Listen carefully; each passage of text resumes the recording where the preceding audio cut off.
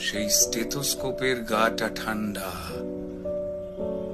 ভাঙা চশমাটা চুপ, হাসি মুখে মেয়েটা আজ ফটোর ফ্রেমে, সামনে জ্বলন্ত ধূপ। টানা 36 ঘন্টার ডিউটি দিয়ে মুমূর্ষু রোগীর সেবা করে, বন্ধুদের সাথে খাবার খেয়ে গলার স্টেথোস্কোপটা খুলে মেয়েটা ঢুকেছিল সেমিনার ঘরে।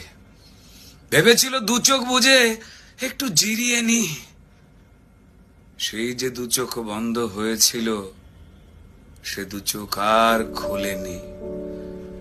সেমিনার রুমে যে ক্লান্ত ডাক্তার ঢুকেছিল, সকালে সে বেরিয়েছিল ক্ষত বিক্ষত বডি হয়ে।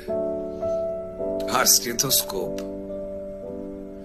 স্টেথোস্কোপের গাটা ঠান্ডা,